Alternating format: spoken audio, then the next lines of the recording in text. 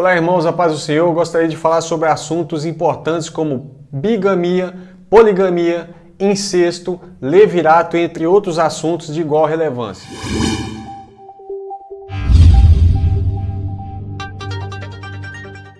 Bem, vamos começar falando sobre a seguinte questão.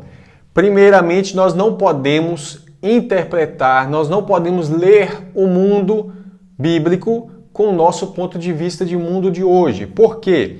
Primeiramente, nós precisamos ter em mente o seguinte: nós estamos lendo um mundo de 4.000 anos antes de Cristo, certo? Nós estamos no mundo 2.000 anos depois de Cristo.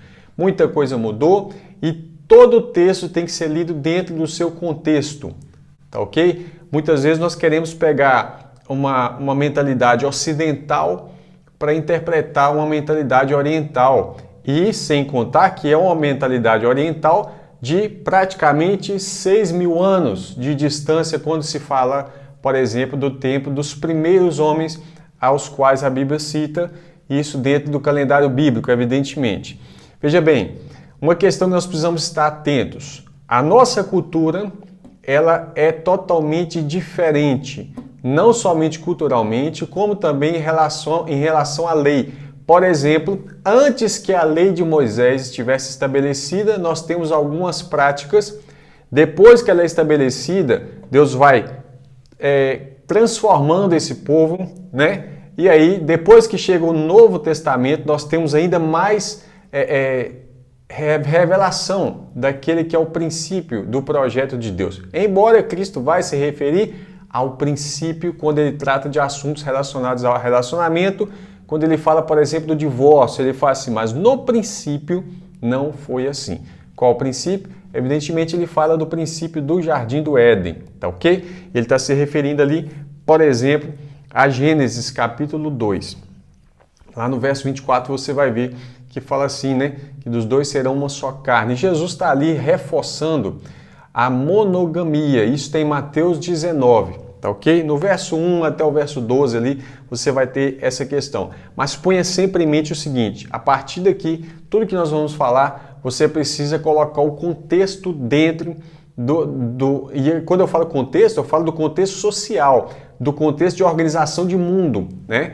Por exemplo, existem coisas que hoje parecem absurdas, mas que no princípio havia uma necessidade. Aquilo que hoje parece absurdo, a princípio era simplesmente a única alternativa. Por exemplo, né, não havia nem a lei de Moisés ainda. Guarde isso, tá ok? Lembre que a organização do mundo ela vai passando por transformações sociais e até de ordem espiritual, mas ao longo da história as coisas vão sendo aplicadas ao homem que, uma vez que houve a queda, né, a belezura do princípio ela acabou sendo manchada. Então Deus vai corrigindo a humanidade até chegar à plenitude dos tempos. Quando é a plenitude dos tempos? Quando o Filho de Deus, Cristo Jesus, se manifesta aos homens e traz a revelação da palavra de Deus por completo para nós. Até então, a humanidade, Deus não é questão de permitir, mas é de suportar determinadas práticas. E algumas delas, até por questão de lógica, não é nem difícil de entender. Por exemplo, a questão do incesto, né? O incesto só há quando existe o diferente para se escolher. Por exemplo, Adão e Eva tiveram filhos e filhas, muitos filhos e filhas. Afinal de contas, o primeiro mandamento que o casal recebe é crescer e multiplicar e frutificar, né?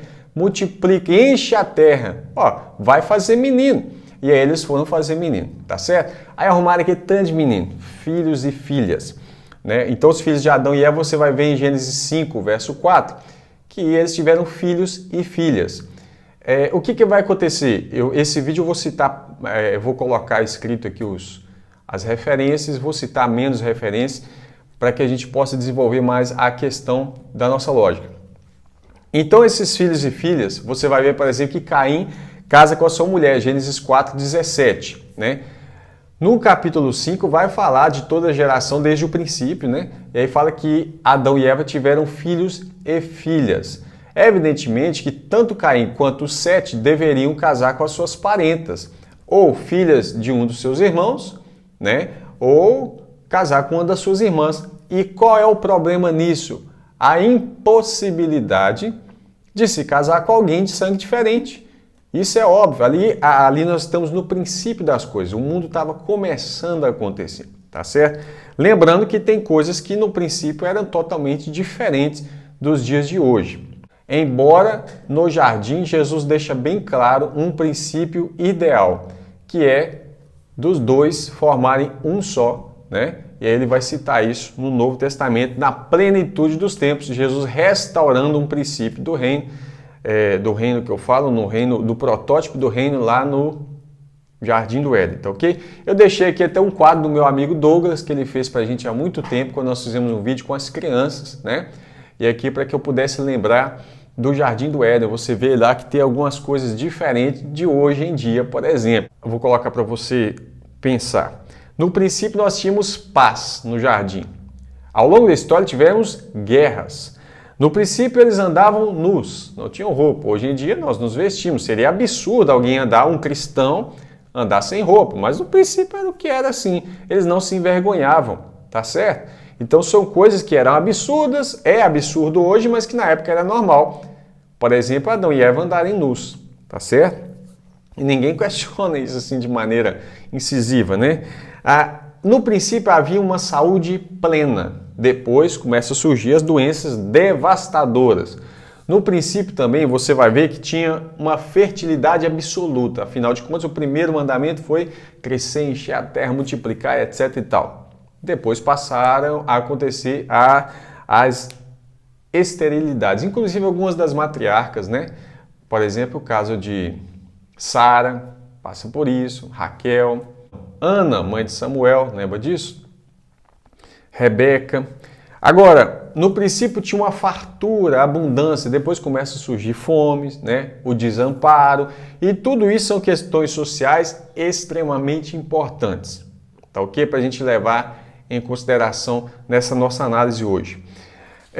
O casal, nós já sabemos que são duas pessoas para formar um só, uma família, esse é o ideal, né? Nós temos o ideal e o real dentro de um contexto social. Por quê, por exemplo? O primeiro bígamo da Bíblia não foi um camarada muito legal, foi Lameque. Isso está em Gênesis 4, do verso 19 ao 24, tá ok? Ele teve duas esposas e a partir dessa bigamia surge então a tal da poligamia, que nós vamos falar aqui. Ele teve duas esposas, Ada, que significa ornamento, né, beleza, e teve a Zilá, que significa sombra. Me faz até pensar, né, que a outra, essas são duas esposas legítimas, né, mas parece uma figura da esposa e da outra, né, daquela que fica à sombra da esposa legítima. Agora vamos lá. Essa questão da bigamia, como é que ela é tratada na lei? Se você pegar em Deuteronômio 21, do verso 15 ao 17, você vê ali Deus falando a respeito desse relacionamento, tá ok? Dentro de Israel, para garantir o direito de primogenitura caso o filho primogênito fosse o filho da segunda esposa, vamos dizer assim, daquela menos amada. Então Deus fala, não, se o filho primogênito for o filho da menos amada, você vai garantir o direito de primogenitura para ele assim mesmo. É exatamente o que Jacó faria caso Rúben, o filho de Leia, né, ou Lia, depende da tradução que você tiver aí, não tivesse vacilado e deitado com a mulher do seu pai. Então, quando Rúben vacilou, ele perdeu o direito de primogenitura. Aí o que Jacó faz? Ele dá o direito de primogenitura para José e para os seus filhos, que é o filho da mulher que ele amava, que é Raquel. Tá certo? Então, uma questão na lei aí é isso. Deus garantindo o direito de primogenitura para aquele que nascesse primeiro. Não só para que não houvesse justiça. Havia uma restrição para os reis. Deuteronômio 17, 17.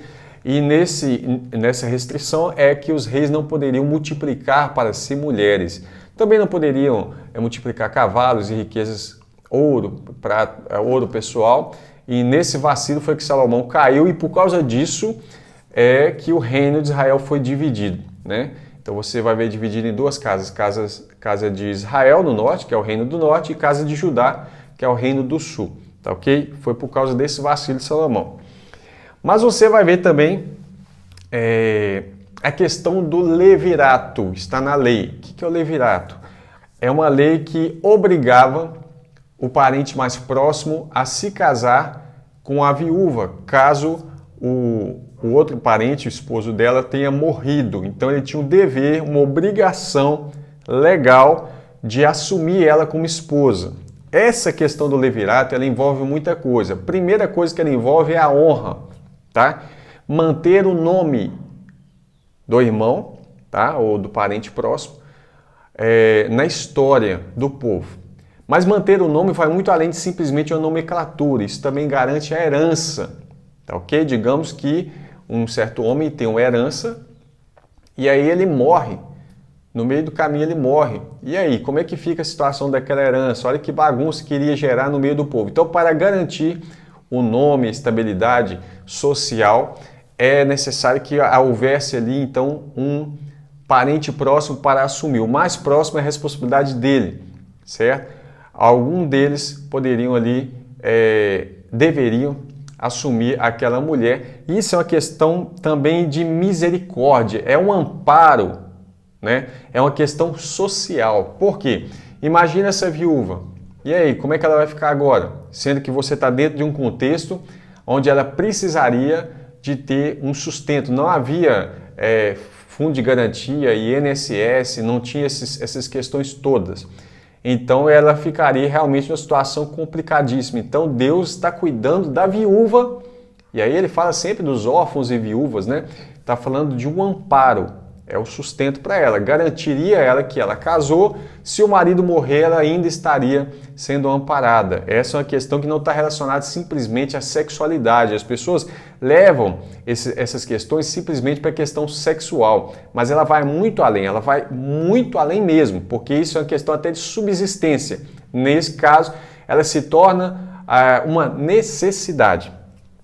E é uma questão também de responsabilidade, né? Imagina que você está formando uma nação, a nação de Israel, por exemplo, formada por tribos, e essas tribos precisavam crescer, se tornarem fortes, né? Precisavam de ter uma garantia da organização do povo. Então, aquele homem que não garantisse, na lei do levirato, em que a viúva pudesse ser sustentada por ele, e ele assumir ela como esposa, ele era humilhado. Essa mulher levaria ele diante dos anciãos e cuspiria na cara dele, cuspiria nele, tirava as sandálias dele e ele passaria a ser chamado de o descalçado, ou seja, seu irresponsável, que não assume as responsabilidades que você deveria cumprir, né? Então isso seria uma vergonha para ele, macularia ele. Isso está na lei, evidentemente, para que alguém tivesse medo de não cumprir esse papel. Aí você pensa, por que alguém não cumpriria? Irmão, pensa bem, isso está numa lei. Não quer dizer que ele precisaria olhar para aquela mulher e falar assim, não, a mulher do meu irmão é bonita, né? Se ele morrer, eu vou assumir ela. Não. E se ele não gostasse dessa mulher? Se ela fosse feia, ele tinha o dever de assumir ela a si mesmo. É um dever social, entenda isso. É um dever porque Deus está cuidando da viúva. E também tem a questão de dar descendência para o seu irmão. O primeiro filho que ele tivesse após assumir essa mulher, ele seria considerado descendente do seu irmão, tá ok? O primeiro filho era descendente do irmão anterior, para suscitar, para permanecer o nome desse homem, né, nas tribos. Lembre-se que a genealogia é contada de pai para filho, não de mãe para filho, de pai, né? Então essa questão vem desde Abraão, né? Então, aliás, a genealogia começa desde Adão e vai até o fim dos tempos sendo contada assim. Então, se ele morreu, ele tinha garantia de que mesmo morrendo, seu irmão daria filho em nome dele. E essa é uma questão muito importante, guarde isso, a questão do levirato. Aconteceu até uma questão importante sobre a herança, né? Sobre suscitar o nome do seu pai. Quando você vê em Números 27, as filhas de Zelofeade, elas questionam a Moisés, olha, o meu pai morreu, ele era um homem de Deus e tudo, e ele morreu, e ele teve 5 filhas, não teve nenhum filho. Como é que vai acontecer com a herança do meu pai? Sendo que nós somos mulheres e a herança era dada para os homens, ou seja, quando elas casassem com homens, receberiam a herança dos homens, etc e tal. Vai falar, mas não tem ninguém para deixar a herança, ou seja, para suscitar nome ao meu pai. E aí Moisés leva essa questão diante de Deus, e Deus vai falar assim, é justo o que elas estão pedindo. Elas estão reivindicando algo justo. E você vai ver em Números 36 que elas passam a adquirir, e não só elas foram o primeiro caso. A partir de então é estabelecida uma lei que quando acontecesse o fato de um homem ter várias filhas e não tiver nenhum filho para carregar o nome seu na genealogia, essas filhas receberiam a herança, porém elas deveriam casar com alguém que fosse da mesma tribo. Para quê? Para que aquela herança não passasse de uma tribo para outra. Ou seja, imagina uma que tem um tamanho pequenininho e os homens começam a serem oportunistas e casarem sempre com essas meninas e iam ganhando território dentro de outra tribo, né? Deus não queria que isso ocorresse. Então as filhas de Zelofeade, elas entram em uma questão assim importante com Moisés, em Números 27, anota aí, e no capítulo 36 elas vão conquistar então o seu território e Deus é favorável a elas nessa questão. Por quê? A regra é os filhos recebem a herança, os homens. E as meninas, quando elas se casarem, elas vão para a herança dos seus esposos. Porém, essa é a regra, mas tem uma exceção. Qual é a exceção? Quando o homem tiver só filhas. Para quem ele vai deixar a herança? Para as filhas. Essa é uma exceção, tá ok? Nós temos essa aplicação do levirato numa história muito bonita no livro de Ruth, né? O livro de Ruth conta a história dela e tudo, recebe até o nome dela, mas essa história fala sobre um caso muito importante e o porquê desse caso. Porque esse caso vai chegar em um rei importante em Israel, né? E também depois, mais tarde, vai chegar até Cristo. Qual que é a história? Havia uma mulher chamada Noemi, né? E o seu marido Elimeleque. Eles tinham 2 filhos. Um se chamava Malom e o outro Quilion. E eles se casaram com 2 meninas. Uma se chamava Orfa e a outra Ruth. Malom, primeiro, Elimeleque morreu. Noemi ficou viúva.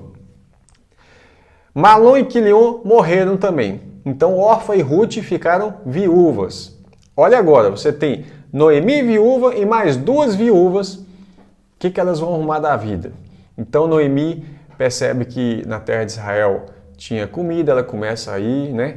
E aí ela fala com as meninas, o seguinte, volta para suas casas, né, para sua família, para suas nações, arruma um marido, e ela abençoa essas 2 meninas, elas choram, depois querem ficar com ela, depois ela fala, olha, mesmo se eu pudesse ter marido agora, eu já estou velha, não posso ter filhos, e ainda que eu tivesse, vocês vão esperar até eles virarem homens ainda, né? Então, vai lá e arruma um marido para vocês, que Deus abençoe vocês, etc e tal. E libera as meninas. Orfa, o que ela faz?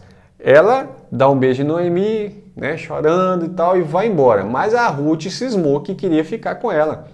Ah, não, o seu Deus é o meu Deus, o seu povo é o meu povo, e onde você morrer eu quero ficar também, vou ser enterrado ali também. Então o que acontece com Ruth? Ela acompanha Noemi. Vai chegar na terra de Israel, eles vão encontrar ali um camarada muito gente boa chamado Boaz. Estou resumindo o livro, né? A história é linda, mas depois eu conto, eu vou fazer um vídeo só sobre o livro de Ruth, que é maravilhoso. Então, Boaz, ele é um camarada que Noemi descobre e fala assim, olha, esse camarada é o nosso remidor, o nosso resgatador, né? Então Ruth acaba casando com Boaz, eles têm um filho chamado Obed, né? E aí você vai ver a questão do resgatador em Ruth capítulo 2, verso 20. E aí eles têm um filho chamado Obed. Esse Obed é o pai de Jessé, que é pai de Davi. Tá vendo? Então, o nascimento de Davi, de Jessé, de Obed, passa pela lei do levirato. E aí, consequentemente, Cristo também. Por que eu estou falando tudo isso? Porque nós vamos fazer um vídeo que eu preciso falar sobre isso, que é o vídeo sobre Gênesis 38. No verso 29, você vai ver o nascimento de um camarada chamado Pérez, né? E esse Pérez está na genealogia de Jesus em Mateus 1, no 3º verso, tá ok? Então, você vai ver em Ruth 4, verso 17, falando da descendência de Davi e principalmente no verso 18, falando sobre Pérez, tá? Então, vamos lá. Vamos pegar a sequência. Ruth casa com Boaz, tem Obed, Jessé e Davi. Então nós temos aqui o pai de Davi, Jessé, o avô, Obed, e o bisavô, Boaz. Tá ok? Isso passa pela lei do levirato, que é uma lei importantíssima na questão que nós estamos tratando aqui. Um detalhe importante, a mulher tinha o direito de poder querer ter filhos se ela fosse estéril. Ela teria filhos por meio de outra mulher, que seria a sua serva. Tá ok? Então ela tem a sua serva, ela usaria a sua serva como ela quisesse. Então ela usa a sua serva para ter filhos. Então o que acontece com Sara, por exemplo, que tem um filho por meio de Agar. Obviamente, a gente sabe que isso pode dar problemas na frente ou não. Mas Sara tem filhos por Agar, tá? Gênesis 16, versos 1 e 2. Então Sara fala, eu vou ter a minha serva porque eu vou ter filhos por meio dela. Então é Sara que oferece a Agar para que Sara pudesse ter filho por meio de Agar. Embora Deus tinha prometido, Sara, você vai ter filho você mesmo. Depois Deus vai lá e fala com Abraão, né, e com Sara, é você que vai ter filho, né? Outro exemplo aqui, quando Raquel tem filhos por meio de Bila, Gênesis 30, do verso 1 ao 8, e depois do verso 9 ao 13, você vai ver Leia ou Lia tendo filhos por Zilpa. Então, Bila e Zilpa eram as concubinas de Jacó. Raquel tinha Bila e a Leia tinha Zilpa, tá ok? Então essas duas meninas que acompanharam, a Bila e a Zilpa, elas eram um presente de dote que o seu pai deu para que elas fossem no seu casamento, tá ok? Então nós precisamos entender essas questões todas. Há contextos sociais. Em tempos de paz, ter muitas esposas, 2, 3 ou mais, era questão de demonstração de poder, de riqueza, de honraria. Até desnecessário, né? Mas em tempos de guerra, de escassez, de doenças devastadoras que acabavam com a sociedade inteira, com a população inteira, né? Isso se tornava uma necessidade. Por que necessidade? Porque quem ia para as guerras? Os homens, tá ok? E quando vai para a guerra, o que acontece? Morriam muitos homens. E aí quando voltavam da guerra, tinha uma população, por exemplo, foi 100 mil homens para a guerra. Aí morreu 70 mil homens, 30 mil voltaram ou fracassados ou vitoriosos, não importa. 70 mil mulheres desamparadas, 70 mil famílias desamparadas. E aí, o que vai fazer com esse povo? Tá entendendo? Agora você vê o seguinte, o recém-casado ele não ia para a guerra. Isso tem Deuteronômio 24, verso 5. O recém-casado tinha que ficar pelo menos um ano se alegrando com a sua esposa, alegrando o coração dela, porque essa é a porção que Deus deu para ele nessa terra. Então, se ele fosse para a guerra, ele corria o risco de morrer. E aí, para não morrer, então ele não ia para a guerra, porque guerra é morte na certa. É praticamente isso que está escrito lá. Então, imagina aquele tempo em que as fronteiras eram assim, mutáveis, né? O tempo todo ficava ali, povos invadindo, tomando. E as nações, às vezes, eram pequenas como cidades. E aí iam conquistando cidades, e aí você está aqui, de repente, pum! Né? Imagina a quantidade de mulheres que ficavam, porque quem morria mais? Homens, evidentemente, até hoje é assim, né? Mas os homens morriam muito, muito mesmo. Então, quando voltavam da guerra, aquelas esposas felizes, né? Ficavam, meu marido voltou. E as outras? Como é que ficavam? Certo? Então, essa é uma questão de contexto social. Naquele tempo, a nação deveria crescer de novo, se fortalecer de novo e dentro da próxima geração, essa nação ser vitoriosa, investir contra os inimigos, mas se não tivessem filhos, como é que faria isso? E qual o meio mais rápido de ter filhos? Um homem com 2 mulheres ou uma mulher com 2 homens? E por que não acontecia de uma mulher ter vários homens? Isso é óbvio. Pensa bem. Quando um homem tinha várias mulheres, todos aqueles filhos, como é o caso de Jacó com Raquel, que ele queria, a Leia, que foi empurrada para ele, que é o caso que Labão fez isso, né? Foi empurrada para ele. E as suas concubinas que vieram com as meninas, que eram as suas ajudadoras, todos os filhos dessas 4 mulheres tinham uma descendência só, Jacó. Então ele sabia que os filhos todos eram dele. Agora, se fosse uma mulher com 4, 5 homens, ninguém saberia de quem era o filho. Entende? Essa é uma questão. Então, a descendência é importante demais da conta. Eles precisavam saber de quem é o filho para quê? Para dar herança, para dar as honrarias, para dar o respeito, determinada ordem que aquele homem participava. Os seus filhos também seriam beneficiados. Então, essa é uma questão de lógica. Você vai ver que no tempo de guerra, além de muitos homens morrerem, você tinha a necessidade da manutenção do povo e da multiplicação. Já parou para pensar como que essa questão toda, ela beneficiou?